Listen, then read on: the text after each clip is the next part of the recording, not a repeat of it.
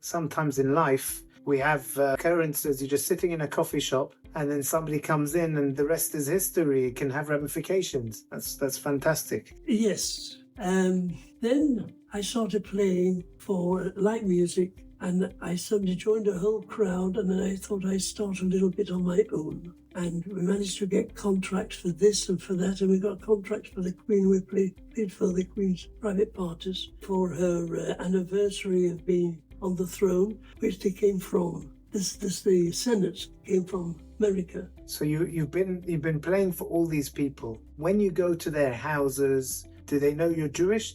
I went to the most beautiful lord's house we were playing for. Went to his library, tremendous books, and there, Baruch haba, is the Kabbalah. And I was rather shocked. I thought, with all these books and history, and with all the crosses and one thing and another, and he's got the Kabbalah. I've been very lucky. I got an honour from the Queen. I joined the lodge, and they also made me a Fellow of the Royal Society. And I carried on until the present. The very secret is you must watch what you eat. When I went out on tour, I ate more than a rabbit or lettuce leaves. I had no chazan or nothing at all like that. And number two is that I found that you never lose your belief, because once I got old enough, I could choose what I wanted to be, so I could have changed. It attracted me because there's a first to everything, and I rather belong to the first. Harry Lyons, welcome to Lessons for Life. It's an honor and a pleasure to have you. You are one of our youngest members here at TAL, and every week we get to listen to a little bit of beautiful insights into the past, and your memories and your advice are priceless. We have the honor of having you here today. Welcome to Lessons for Life, Harry. Thank you. So, Harry, there's a great audience out there and they want to hear a little bit about yourself. Tell us a little bit about your upbringing, and then we'll get to the achievements and some beautiful advice to everybody out there. I think that first of all, I'll start from the very beginning. The date was the 25th of October, 1927. I was born in Manchester, where my mother was on. When she got married, my father was a tailor, a Schneider, and he lived in Sheffield. So I spent most of my time, younger years, between Manchester and Sheffield. Sheffield didn't offer very, very much, very small Jewish community. But Manchester offered other things to me because there were so many different types of people, from Russia, from Estonia, from the Ukraine, I was rather fascinated.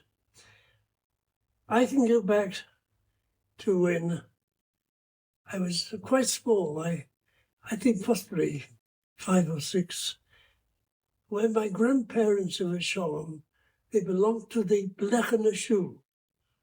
And I could never understand why it was called the Blechner Jew, or which part they said that they schlepped from Russia.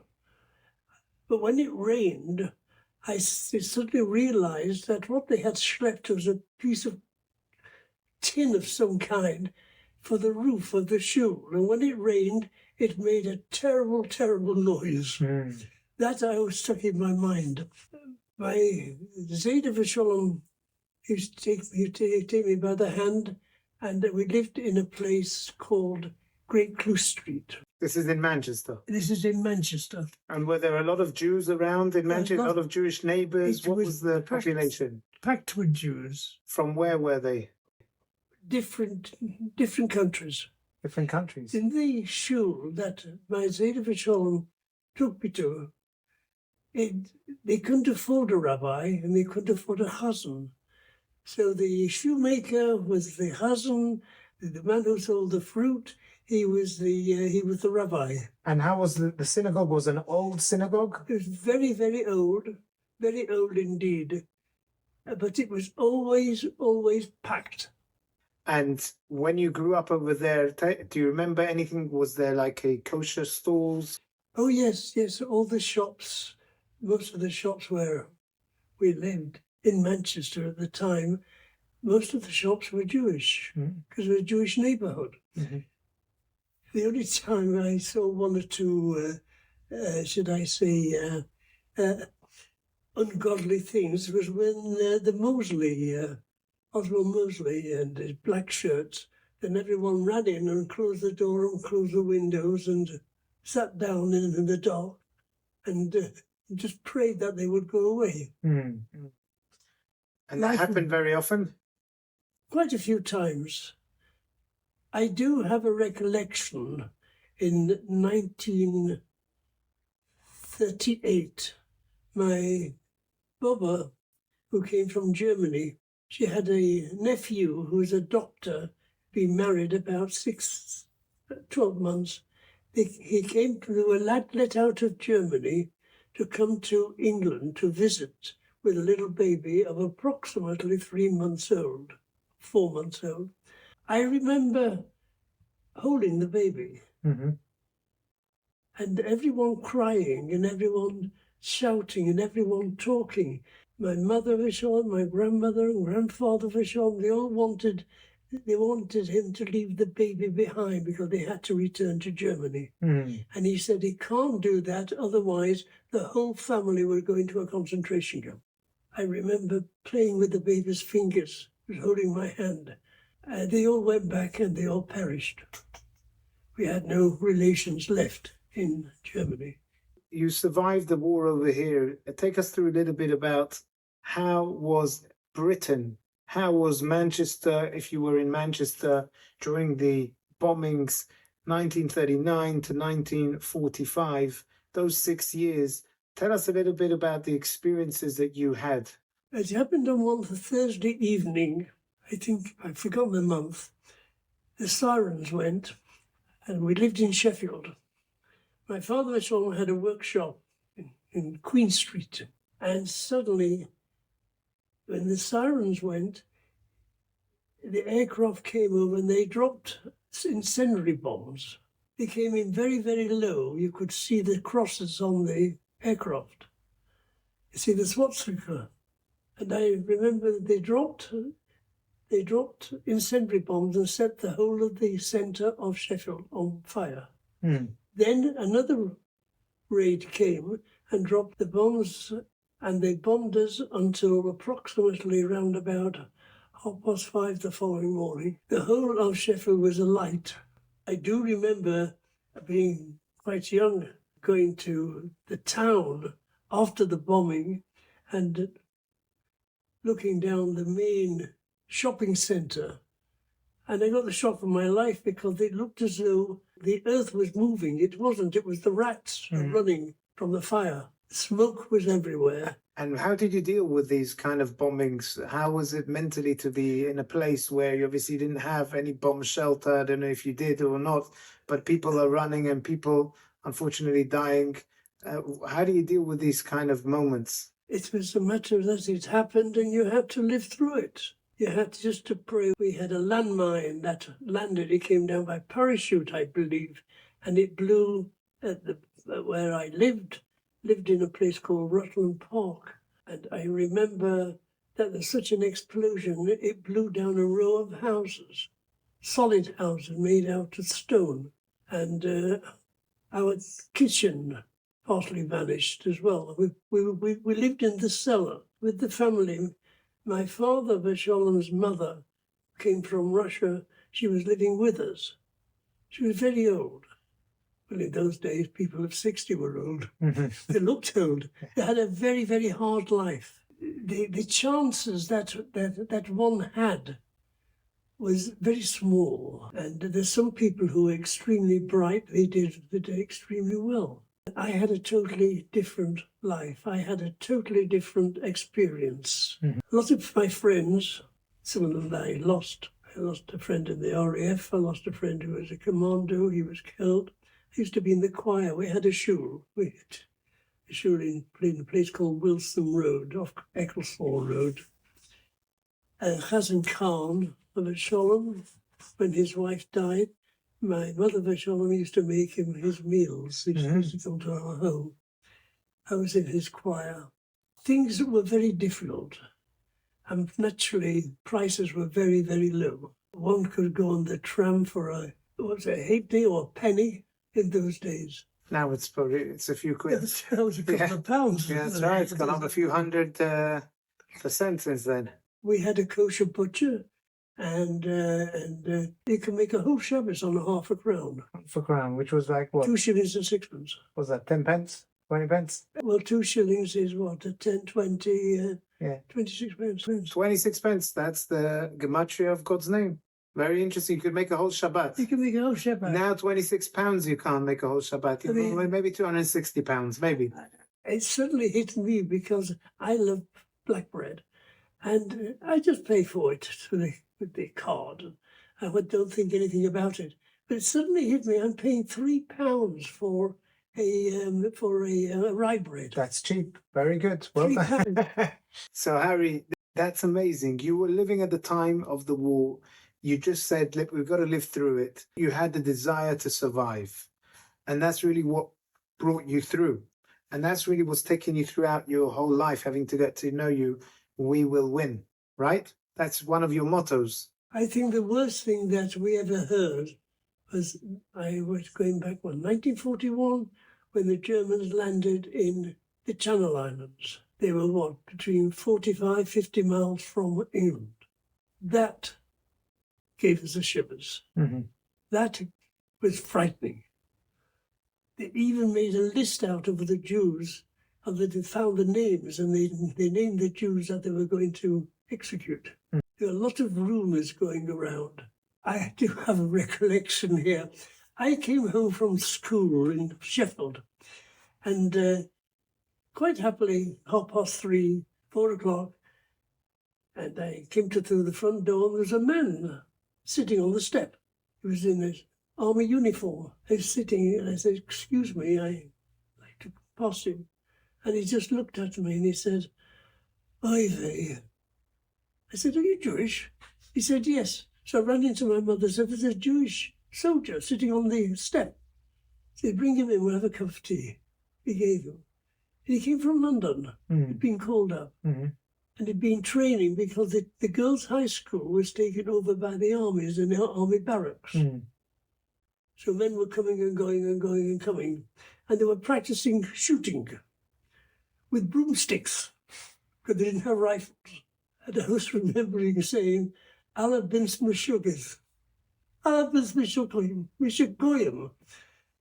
I always remember that. Certain incidents, all I can say that it was one hell of a time to live in that period. And very poor. Mm-hmm. But the Jews, a lot of Jews stuck together. A lot of Jews went on their own way. We came out of it. But I knew that I found a lot of antisemites, even in school. Mm-hmm. And especially with one, especially in the school that I went to, very anti-Semitic teacher. He tried to teach me woodwork. I thought, I'm not very good with my hands. I've always wanted to make something, to do something, but I have to be shown.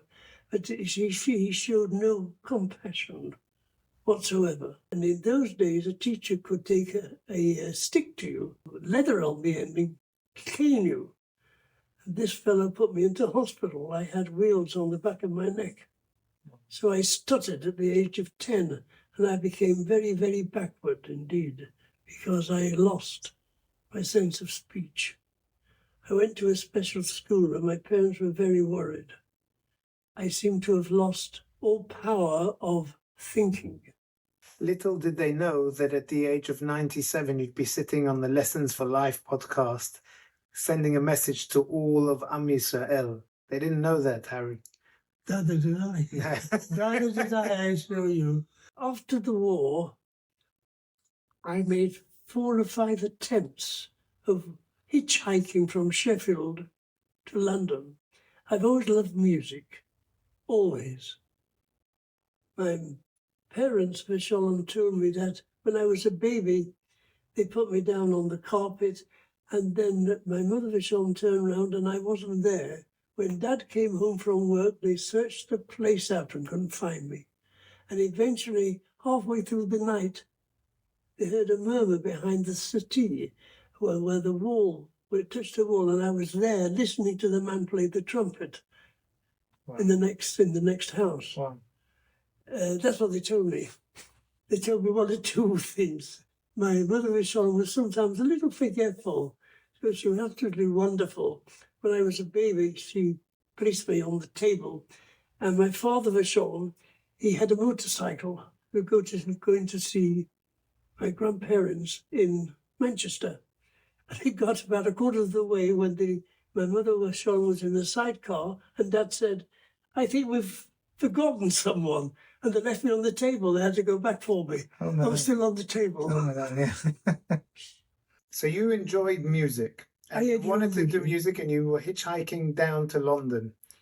Take us through a little bit about your path into music and what kind of achievements you had over there. Well, when I came down to London, I found, to my amazement, that the musicians here were very good, and they all stuck together. They knew each other from the past. They were brought up together. And I was a complete stranger, so all doors were shut to me. So I had to get other jobs. I had quite a job. I had to learn how to live. One is that I had to have a roof over my head. Two, I had to have a job till I could pay for that roof. And three, I had to feed myself and had to cook for myself. And then four, I had to learn. And I found it living on one's own was extremely, extremely tiring and damaging. I failed about 4 or 5 times, and my parents came down to London and schlepped me back to Sheffield. And I thought I'm going to be a tailor, not a tailor, but I'm going to be a cutter. I learned how to cut trousers and cutting suits and etc. But I wanted the open air. I wanted the freedom that I didn't have when I was a child. That always haunted me. I didn't want to work from 9 till 7 p.m. In one room and 6 days a week. So you wanted the freedom. I wanted. And so how did you get back into the music? I managed to. I did have lessons playing the violin, and I practiced and practiced to my heart's content, and I did as best I could. I joined a small orchestra, and then I managed to get a scholarship. It was, and I won one, but it didn't quite work. So I got different violinists to help me. I think I would have to go back to around late 1960s. I happened to be playing and leading the orchestra at Nottingham Empire, and the conductor was rather anti-Semitic. He said, little clean Jew boy and all this sort of things. Took no notice of him. What's the use of arguing? You don't argue with a brick wall. So it got so bad that I thought, I've got to leave. And something amazing happened. A well-known singer who is Catholic, not Jewish, she was very famous, called Anne Shelton. And she did a tour of America. And while she was in America, she went to a rabbi to teach her how to sing My Yiddish Mama. And she did a tour. And she sang it in the theatres.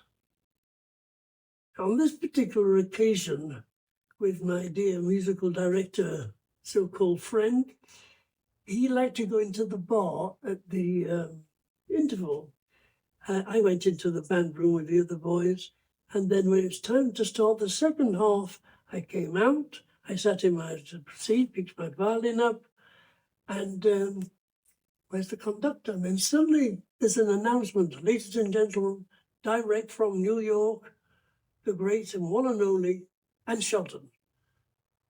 No conductor. So there's only one thing I could do. I've seen them conduct, I've read about it, I did a little bit, had the chutzpah to say to the guy next to me, you take over, excuse me, put my instrument down, I'll conduct. And I took up the stick and played.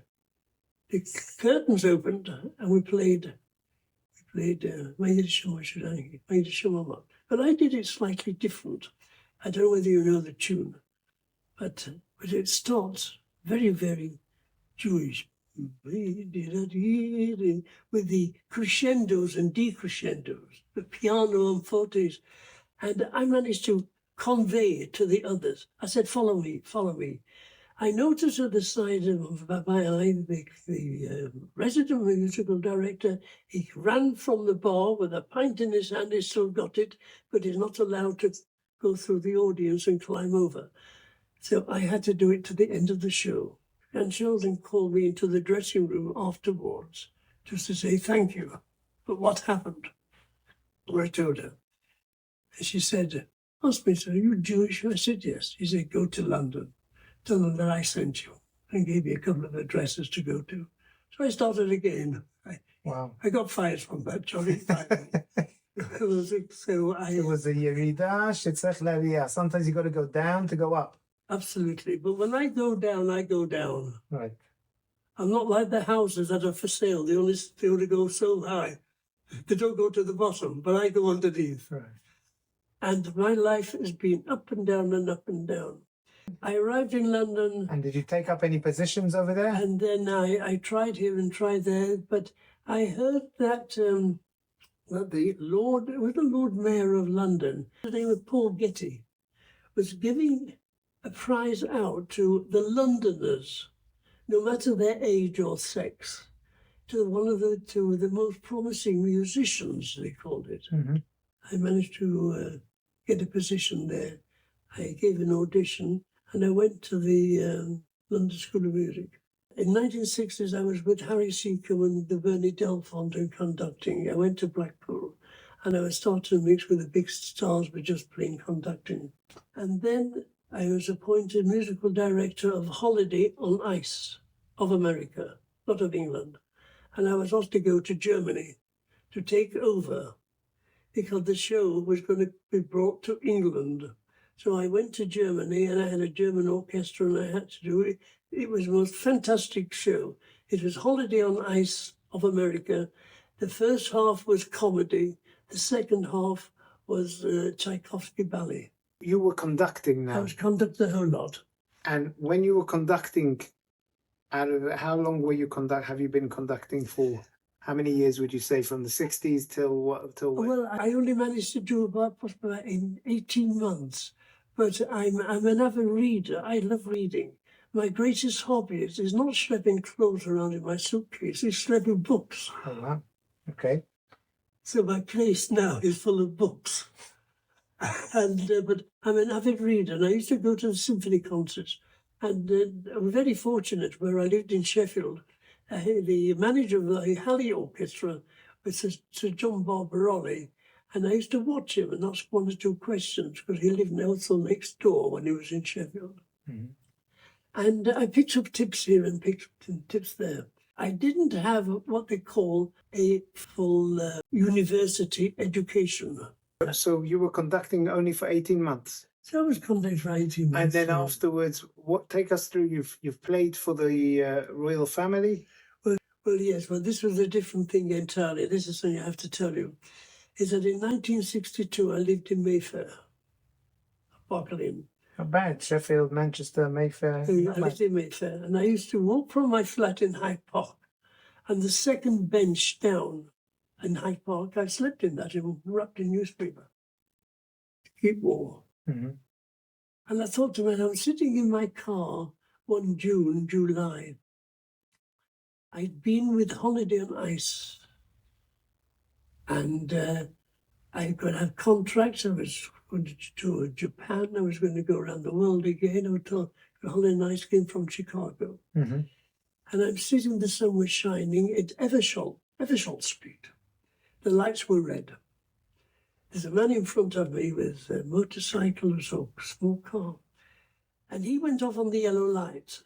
Me, I have to obey the law. I can go off on the green lights because I waited. A man in a car came flying down on my right and smashed straight into me before I could move off. Bounced off and then went through me again. I don't remember very much, but I lost part of my eyesight, and I was deaf, and I lost the home and everything. And I lived in Chiswick in a back street for nearly 10 years. And then how did you get out of that? And my cousin, Sean, in Manchester, very frum, he had trouble because he came from Poland. As the Germans walked in through the front door, his mother with the children ran out of the back door. How she got to England via Italy in a boat, no one knew. But he was in such sores when she died that someone suggested to Gloria, his wife, that he should write to Schneerson, Rabbi Schneerson in New York, and don't tell him anything that why you want to see him, just say you want to see him. And he went over there, and he told me it was a fantastic story. But he met Schneerson at 12:10 in the morning in Brooklyn. And he said that this little man, and he went into a big room, he said it was in one big mess to the extent there was newspapers in every language, books in every language. And this man just stood up, but his eyes sparkled. And he went over to him. This is what Henry of Shalom told me. He whispered in his ear and he said, "Why do you cry for your mother, my son?"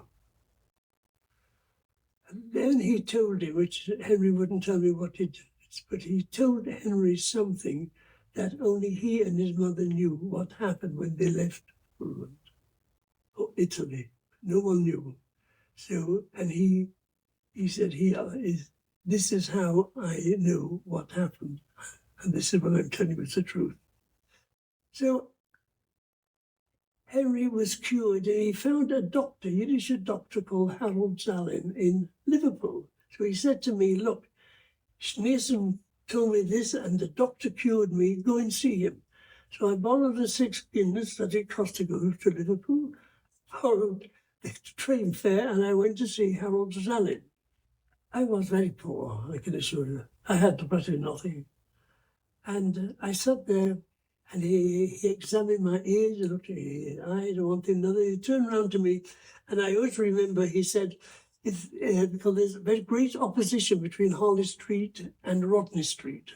He was in Rodney Street, Liverpool. He said, "If those people in Harley Street have done you any harm, you won't sue them." He said, "I'll sue them." He operated on me. I was awake for 3.75 hours. I had to move my head, I had to do everything. And to my utter amazement, he brought back the hearing. B'chastei Hashem, B'chastei Hashem. Kilo Tamno. Hashem is always with us. Even when we get all the way down, Hashem is always with us. That's incredible. Wow. So you started hearing, My eyesight started being... Everything started to improve. You went back. Then I thought to myself, here we go again, I'll have another go. Have another go. You said we're not going to let them win. I am not going to give up. Not going to give up. Not going to give up. That's it. That's a very important lesson. A lot of people would have given up ages ago. But this time, I thought I would have to learn as well. I went to see a very famous violinist, gave me lessons, he helped me. I went to the Royal Academy of Music. Whilst I was there, I was having a coffee in the cafe in the Royal Academy, Marylebone Road. And one of the boys came in and said, "There's an American guy who's directing a film in the studios, the Universal Studios, and he wants that 6 or 7 violinists. Do you want to go?" I said, "Yeah, sure. I never say no to anything. I don't say yes." So off I trooped on the following morning and went to the studios on the N3. And I'm standing there, and I've seen this fine fellow on the films before. I couldn't believe it. I'm seeing someone that I once saw on the films, and this Yiddish fellow came up to me. In those days, I had hair, I was young looking, and I suppose not bad looking. And he came over and he said, "Tell me, can you busk?" I said, "Yes, I've been doing a job busking with the Royal Guards Hotel." Well, he said, "If I play you something, will you busk it on the violin? We have the right fingering and the right phrasing and etc." I said, "Yes," and I did it.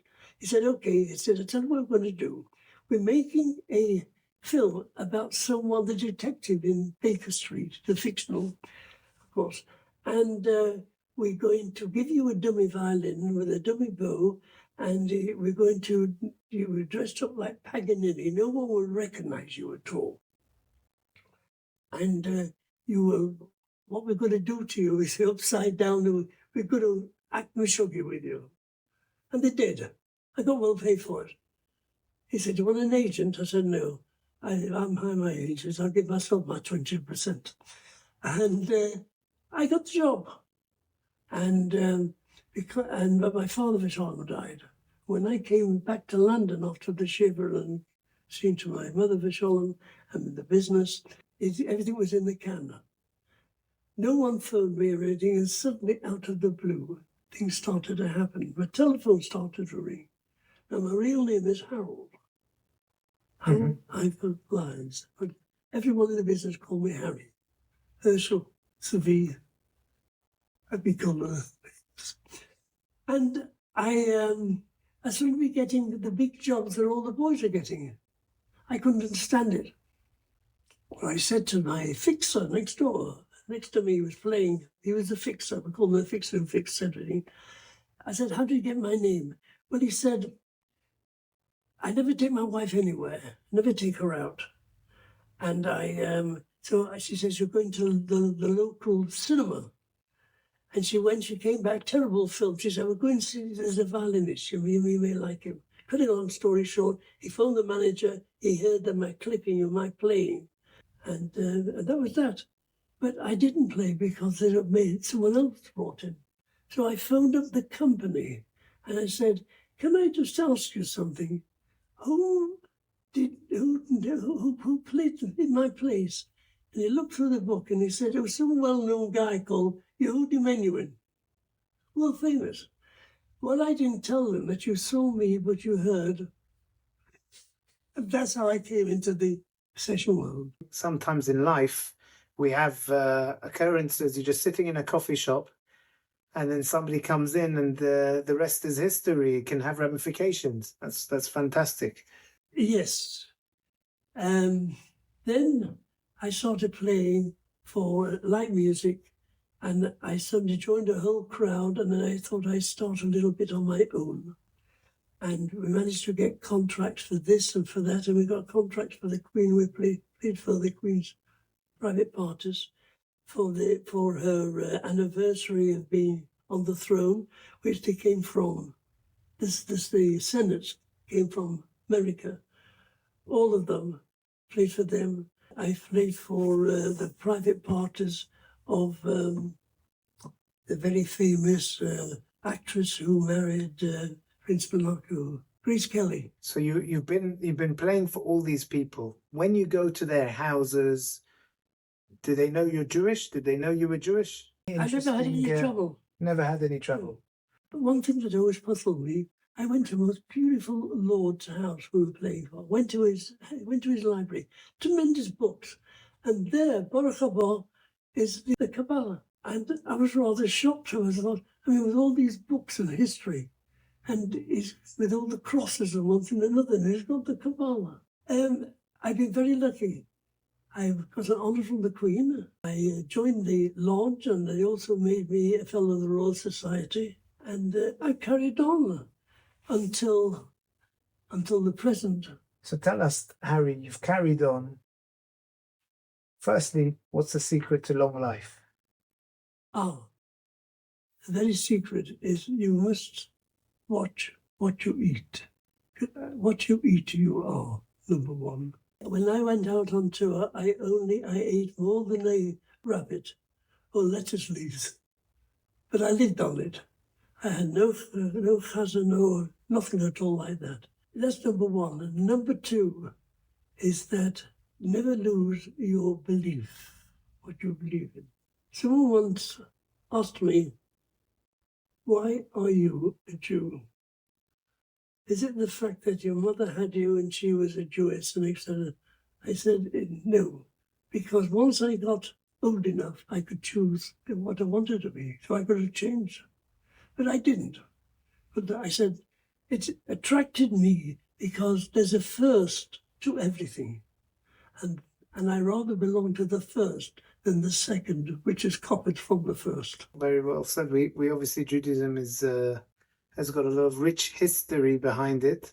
It's called the Old Testament because it was the first testament, and in Judaism it's the only testament to God Almighty. Testament meaning edut, and we have a lineage all the way back to Moses and Aaron and to Abraham and Yitzhak and Yaakov, and we have a great, strong religion and belief and connection with God Almighty and with everybody around us. The past few years, Harry, as Baruch Hashem, you've become more popular within the community. Take us through your journey of the past few years. I found something very peculiar. First of all, and I have to say this, Rebbe, that you have altered my thinking, you've altered my life. There's no doubt about it. You definitely have altered my life. I came here like a foreigner. I was a foreigner and I was Ashkenazi. And you did things that I didn't know about. So I started to try to study as much as I possibly could learn. But there has to be a reason behind everything. To study something without a reason is emptiness. And you have altered my life since I've been here. That helped me tremendously. It helped me, and then I started, like, for the first time I found out that there are a different type of Jewishness here in Golders Green besides the shops. And living amongst here, I accepted all the things that was happening to me. I had a calamity. I'm not going to go into it, but it was one of the biggest calamities of my life. And I had to put it behind me. And I was absolutely and completely lost. And I could never believe it, that the people that came round, knocked on my door, whom I did not know, were people from here. And they saved me. And from there, I've gathered strength. You want to know what I'm doing now? I've just signed a contract. I've got a building company. I've left the music. I've got a building company. I've had a telephone call this morning. I had one on Sunday. I have a cousin in Australia, sort of a scientist, and he made a tremendous discovery in solar energy, vertical. No one's got vertical, everyone's got horizontal. And I'm the director of the English company here. And someone from Israel phoned me up. I've got a meeting this week with him. He wants to take it round the world. Nothing in this world is impossible. All you have to do is to bite your tongue, don't say anything, get on with the damn thing and do it. Get on with it and Get do on it. with it and do it. Stop complaining, stop kerfuffling. Things will happen and push you one side, so you get up and brush yourself down. I mean, this year, please God, I'll be 98. I'm hoping to have many more years because I've got a new life coming.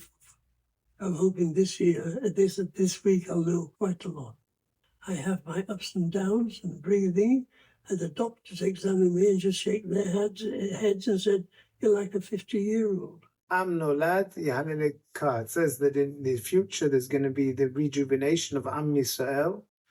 We've been through, similarly, the Jewish nation's been through downs, a lot of downs in history.